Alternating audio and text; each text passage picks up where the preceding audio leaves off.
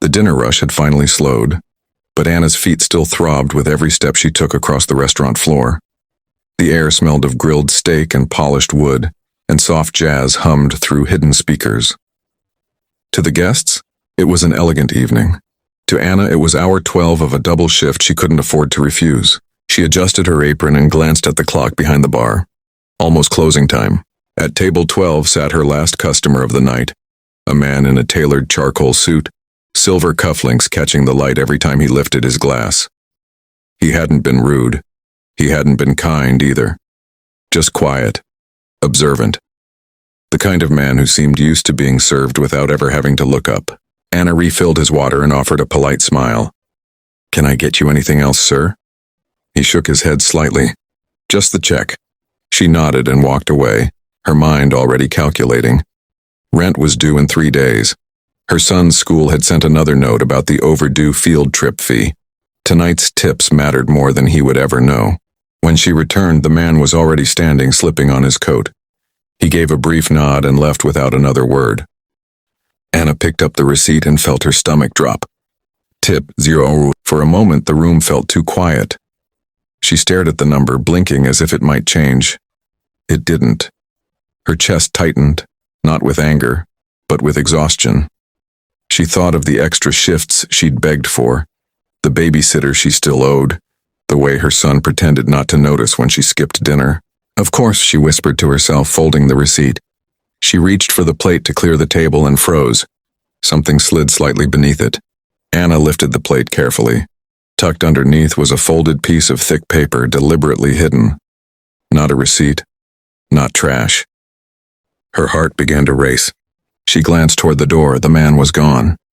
Hands trembling, she unfolded the paper just enough to see handwriting.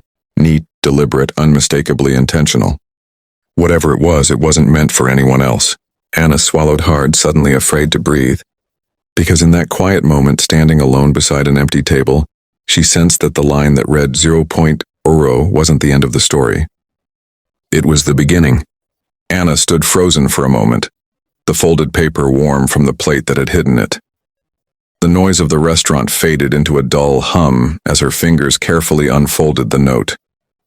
It wasn't a bill, at least not at first glance. It was handwritten, the ink dark and steady, as if the writer had taken his time. "I'm sorry for the confusion." Her brow furrowed. She read on. "If you're reading this, it means you didn't judge me by the empty line on the receipt. That matters more than you know." Anna's throat tightened. She hadn't realized how much she'd been holding in until that moment. Beneath the note was a cashier's check. Its amount made her breath catch. It was more than she made in 3 months. Maybe more than she'd ever held in her hands at once. Her knees weakened, and she had to grip the edge of the table to steady herself. At the bottom of the note, a few more words were written. "This isn't charity, it's respect. Pay your bills, take a breath, and when you're able, pass it on." Anna felt tears blur the words. Memories flooded her mind. Counting coins at the kitchen table, lying awake at night wondering how to stretch groceries until payday, smiling at customers who never saw her beyond the apron. All that weight, suddenly, impossibly, felt lighter. "Anna?" her manager called from the bar. "You okay?" She nodded quickly, folding the note and slipping it into her pocket. "Yes," she said, her voice unsteady but strong. "I'm okay." When she clocked out later, the night air felt different.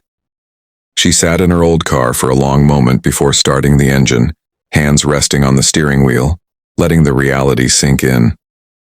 At home, her son was asleep on the couch, homework spread across his chest. Anna covered him with a blanket and brushed his hair back gently. "We're going to be okay," she whispered. The next morning, she paid the rent. She paid the babysitter. She signed the permission slip for the field trip without hesitation. But more than the money, it was the message that stayed with her. Someone had seen her, and for the first time in a long while, Anna didn't feel invisible anymore. Weeks passed, but Anna never forgot the weight of that folded note in her pocket, the way it had changed the direction of her life in a single, silent moment. She returned to the restaurant the very next day, not with a lighter heart, but with a steadier one.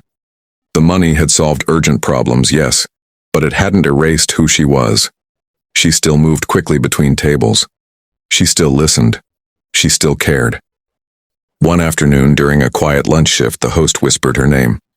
"There's a man asking for you." Anna looked up and felt her breath catch. The billionaire stood near the window, dressed more simply this time, no entourage, no air of distance. When their eyes met, he offered a small nod. "I didn't want to embarrass you," he said as she approached. "That's why I left the note." Anna swallowed. "You didn't," she replied. "You helped me." He smiled faintly. "Years ago, I waited tables too. Single parent.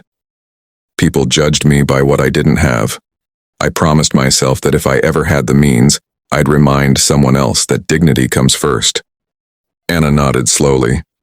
"I paid my bills," she said, "and I did what you asked." He raised an eyebrow. "Oh?" She reached into her apron and slid a small envelope across the table. "There's a dishwasher here. He works 2 jobs. His wife's sick. He never complains." The man glanced at the envelope, then back at Anna, understanding in his eyes. "Good," he said simply. He stood to leave, pausing for a moment. "The world doesn't change because of big gestures," he added. "It changes because of quiet ones." After he left, Anna returned to work, lighter than she'd ever felt. That night, she tucked her son into bed and kissed his forehead. "Remember this," she told him softly. "Help when you can. Be kind when it costs nothing, and generous when it matters." Outside, the city moved on, unaware of the small miracle that had passed through one restaurant. But Anna knew, because sometimes the greatest tip isn't left on the table, it's left in the heart.